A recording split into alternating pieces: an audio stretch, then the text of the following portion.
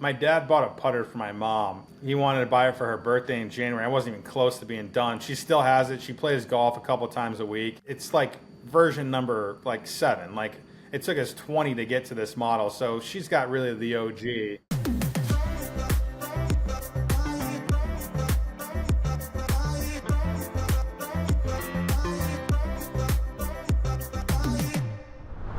All right, welcome everyone. This is episode 109. We have a very special guest here. As you guys know, we're obsessed with business breakdowns here. And as an avid golfer, I was on the search for a new putter, and I came across Hanna Golf on Twitter, or X as they call it now. And the founder has a very interesting story. He'll go through it today, but I wanted to introduce Jared, and welcome to the pod. Kenny, what's up? Thanks for having me. Awesome. So your story, the beginning of it is really unique. Me and Anna were talking before this, and there's this phrase, burn the boats, where like you're just going to go all in on an idea and you're just going to like leave it all on the table and just like bet on yourself. And I feel like that's really what you did with your golf company. Could you give us the story kind of starting at day zero of how you decided to make this? Because from an outsider, you were the VP at a corporate job. I would assume it was like pretty cushy. It was like a pretty good gig. And then you decided to make a putter company of all things. So walk me through kind of day zero to where you guys are at now. Yeah, Kenny. So I played college golf pretty badly, but I played at like mid-level Division I golf. And when I got to campus, like most golfers, I got put on a putting software platform, and my coach immediately said, like, this is not the right putter for you. I was using a blade style putter. This is 2008 when Tiger made the blade style so popular, and he went and grabbed a mallet prototype. He got off a tour truck, and when I graduated, I gave it back to him because it was a proto, and there's probably not many of them out there. And I putted really good with that in college. Like I didn't really like how it felt or how it sounded, but I putted well with that. And so ever since I graduated, I've been kind of looking for that, Kenny, and I can never find that putter. I'll search eBay, Facebook, whatever, and never found it. And I'm a habitual tinkerer, mostly for the worst. And we're in Iowa, and there's some long days in the winter in Iowa. It's dark and cold, and one night I just whipped out a piece of paper in January and sketched, what I thought this putter looked like, and I got it way wrong.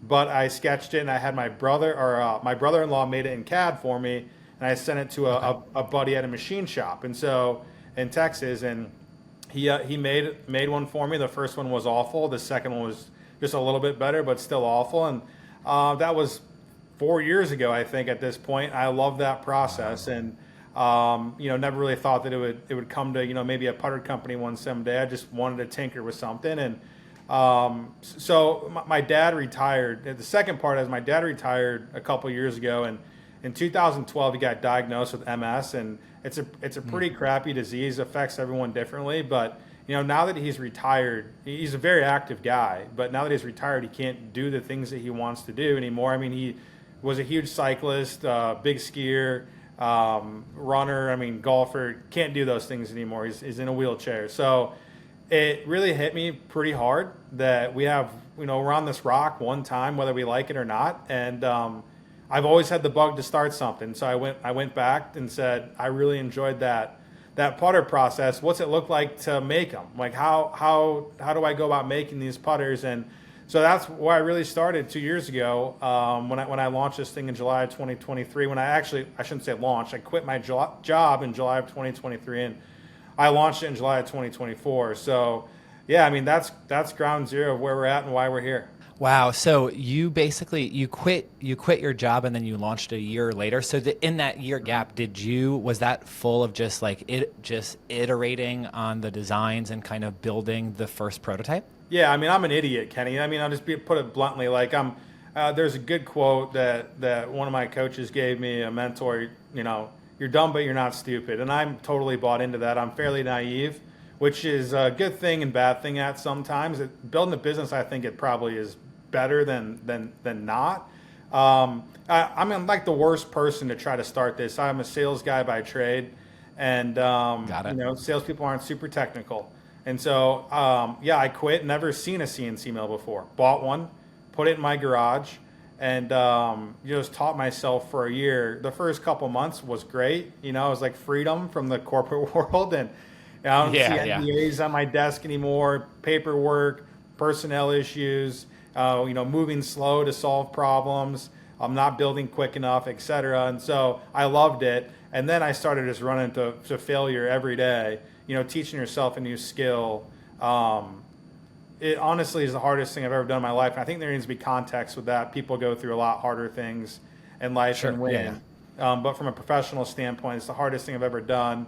And, it's a dumb thing to do. But, we've made it so far. And I really like our momentum right now. I really like our progress. And it's been quite the journey. the one thing I would say on background and research, because I am in the market, and I looked at all the normal kind of usual suspects, like the Scotty Camerons, and there's some new ones out there that I was like messing around with. I currently have a ping putter, which the face of my ping is kind of like how you guys have your face, which is really cool. And so I went on your website. First of all, your website's great. I don't know if you designed it or who, but like, this is a word to the wise. Like, the checkout page is so cool because as you kind of go down your shopping journey, and we'll put it up on the screen, but on the checkout page, it actually like tells you what kind of stroke that you have and like who this putter is for, and it's like 3 bullet points. I thought that was really cool, and the putters are beautiful. And so like I would say that like from a design, it's very clean looking. I was curious because it's always interesting, like when you make your first dollar, have you ever gone to like a restaurant and they have that first one? Who was the first like stranger that purchased one of your putters, and how did you get them? First stranger. Or even first sale? Like, was it the first sale to one of your friends? Sale, my dad bought a putter for my mom, and that bothered me more than anything because this was in December, and he wanted to buy it for her birthday in January. I wasn't even close to being done. She still has it. She plays golf a couple times a week, and I mean it's like version number like 7. Like, it took us 20 to get to this model, so she's got really the OG. Oh, no way. That's cool. I would say, the first, I think kind of a cool thing with our story is May of 2024, from like February to May, I was funding the business every month, which was just draining me financially, like from a personal standpoint. And in May, I had $2,000 left in the business bank account, and my expenses for that month were more than that. And so I was ready to launch, but I wasn't ready. And you mentioned the website. I threw that together like in a week, and I'm not a brand guy. I'm not a design guy. And thank you for the compliment. I appreciate it. There's things that we can improve. There's no question about it. But I'm glad that it's functional and doing the job right now. And so I did an event in a town called Belle Plaine, Iowa, in mid-May of 24. Like, before we had launched, I needed something. 2,000 people in this town, 9-hole golf course, went to their men's league, sold 12 putters that night. I was completely blown away by the support. Those people will always kind of be part of the story of keeping us alive for another month or two until I actually launched this thing like 2 months later. So it was awesome. 2,000 people, town, 9-hole golf course, sell 12 putters in a few hours. That really opened my eyes. More importantly, the compliments that we received, I had no confidence really at this point. Is this going to work? Is it not going to work?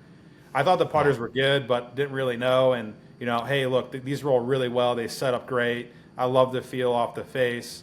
That was really reassuring for me. So I think, that was fun. That was energetic. And at that point, I was really in a, I would say, bad spot, from a dark spot from an entrepreneurial standpoint of, is this going to work? Asking yourself a million questions and always thinking about failure rather than success, which I think we all go through at some point or multiple times in the journey. So that was a big part of the story. You sold, and 12 putters, did you sell them for like the full rate that you do on the website now, for between like $250 to $300? Yeah, and I think half of them wanted Super Stroke grips. I didn't charge them for the Super Stroke grip. I went out and paid retail price for them, so I didn't really care. Like, I was so thrilled just to get a couple wanted engraving on the bottom, and I didn't charge them for that. I was just so thrilled to to kind of get out there and make some sales in the wild. I love selling. I think it's a lot of fun, and that event was a ton of fun. That's so cool. So basically, that was a lifeline, and then you were able to get your website up and running. Now, currently, what's like your number one channel for selling putters? Is it through like Instagram ads? Like, how do people find you? Yeah, we don't spend any money on marketing, which we should. We can't afford it really quite yet, and I don't know what I'm doing, so I'd be lighting money on fire from a meta standpoint. Gotcha. So Yeah. where all of our sales are coming from, we have, I would say, really 3 channels, but our huge channel is direct to consumer, which is all online, and most of those come from social media. So we've grown a nice audience on Twitter, both my personal page and also our brand page, and so we've leveraged that, I think, pretty effectively, and we're trying to grow other channels as well, Instagram and LinkedIn. It's pretty challenging, Yeah. I was a little late to the pod because, we're oil canning some putters right now. I'm doing everything. We have 1 full-time employee, so it's hard to, carve out time for social, and, I'm on my feet all day, basically, running CNC mills and club building, and also trying to get orders and customer service and everything. So we're still in the thick of it right now, but Yeah.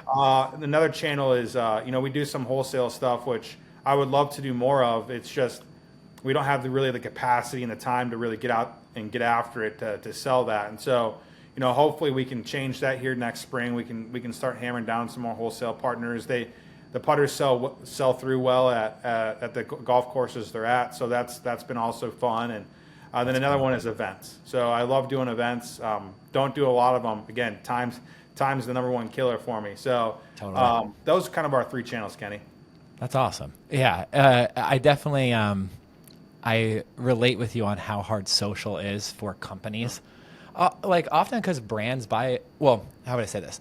People buy from people. So Yep. we run a startup here. We have 39 people. We, tens of millions of dollars worth of sales.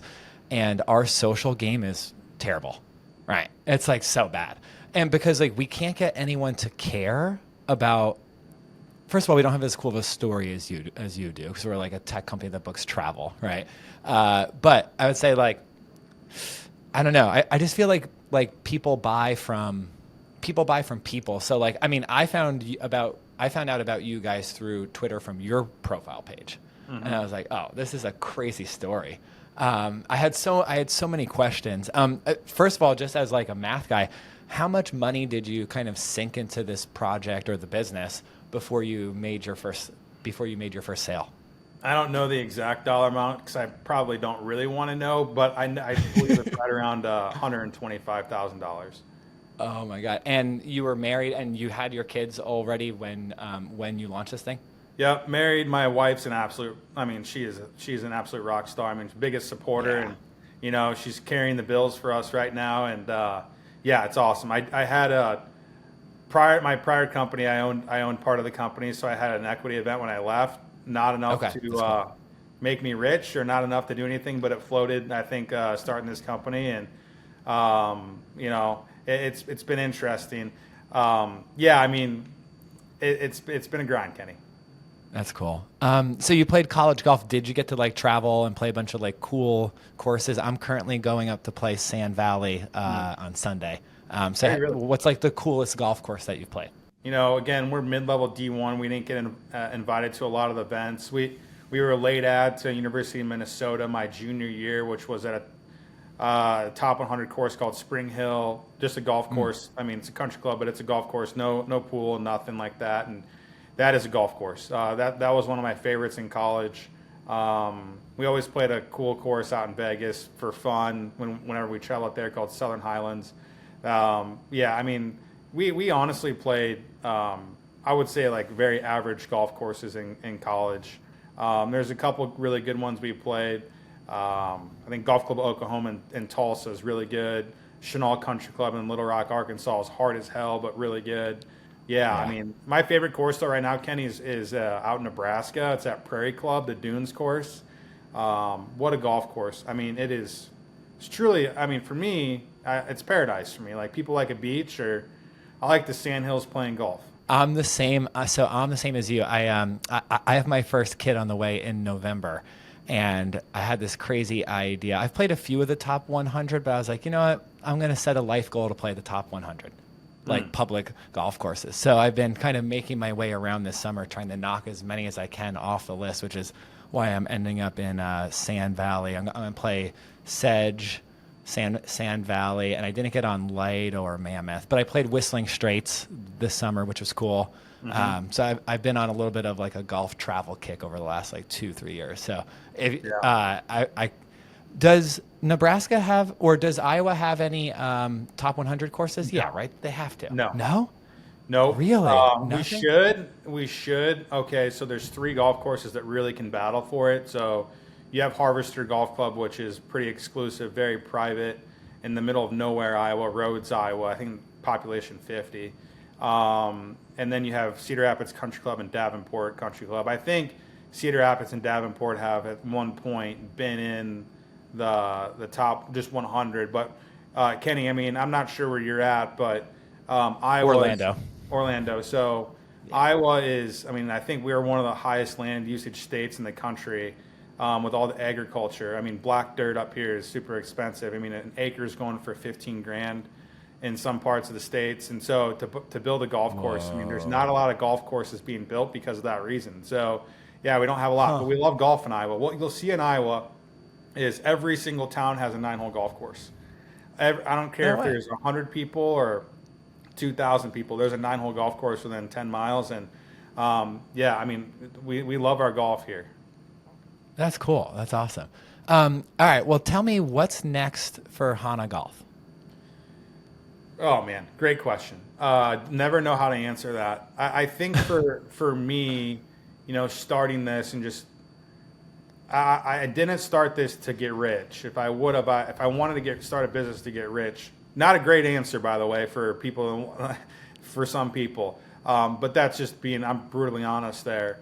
I would have just started a different business. So honestly, for us, for me to have success and for Tyler to have success, who's our full-time guy, is we really focus on the day and we focus on the week and then we focus on the month. I know it sounds boring, but that really is where we're at. We've got a few things planned for the fall that we hope we can get to. Hopefully another limited release, and then hopefully a new model. But you know, time permitting, machine time permitting, that we'll get there. So, you know, it's a lot like golf for us. You know, we're just following the process, and you know, results will come. And so I'm really happy with our momentum right now. Really happy with, you know, our product right now. It's just we got to keep plugging along, and you know, we'll see what happens. All right. In closing, I want you to make a putter recommendation for me. So I play a ton of golf. My swing, I have like a slight arc to it. And I often have a lot of mishits, especially on like lag putts. I'll kind of hit it out towards the toe like a little bit. What would be the best putter for me that you guys build? Just a stock El Reno satin finish chrome shaft. So the El Reno and that's a traditional mid mallet. It's our best seller. 42% of our sales are that putter. I game the same one. Okay. I obviously am biased. I make them, and no one's going to believe me, but it is a really good putter. The weighting is tremendous. It swings it well. It's got with a chrome shaft. Kenny has 10 degrees of toe hang, so it's perfect for a slight arc. If you put a black shaft in there, it'll go to about 30 degrees of toe hang, just with how that shaft makeup is, which is generally fine for a mild arc still. But the chrome shaft is with a satin finish, just a traditional look. Maybe throw a super stroke on there if you're getting excited. Recommend a 2.0 for that. But, you know, I think, Kenny, what mallet putters are, it's opinion, but I think it's also based on fact. Mallet putters have what's called a higher MOI in general, which is moment of inertia, which translates to forgiveness. And so an El Reno, like a traditional mid mallet, you're going to have a higher forgiving than maybe you will have a higher forgiving than just a blade putter like a Newport. Yeah, I think that's really important for us recreational golfers. I mean, I played pretty high level competitive golf, and I stink now, and I need some forgiveness when I'm putting. So, You and me both. Yeah, I would recommend the El Reno. Yeah, I love the look of a blade, but just don't think I'm good enough to like swing it, to be honest. I just, on the long ones, I hit too many out on the toe. So I appreciate the Hey, Kenny, recommendation. it's okay to admit that. I mean, look, they do look great, and that's why they've sold so many in the early to mid 2000s. I truly do, and we'll make one at some point, probably next year, because they're still very Yeah. popular and they look so good. They do look good. But yeah, I mean, a mid mallet milled putter. I mean, I don't know if you can beat it. Yeah, cool. Well, how do people find you? Plug where you can buy one. Give us the details. Yeah, hannagolf.com, HANNA golf.com. Twitter page is Hanna Golf Co. Instagram's Hanna Golf Co. That's where all of our stuff is at. My email's all over that. I try to answer a lot of emails as long as they don't end up in spam or something like that. But yeah, would love for anyone to get in the mix with us, or if they have a question, feel free to reach out. Yeah, that's awesome. Well, I admire you. People that just like chase their dream and bet on themselves, like, huge props. It's really cool. And thank you so much for even taking time to like talk to me. We will send this out as a little newsletter to like, we have some followers. Hopefully you'll get some sales there, but I want to be supportive of like small businesses, and especially people who do the thing of like burning the boats and going all in, like, so cool. So I appreciate your time, guys. Check them out. Buy a putter, and the El Reno one I have here on my page, and it just looks sexy. It really does look good. So I appreciate your time. Thanks for coming on the show, and we will catch you next time. Later, nerds.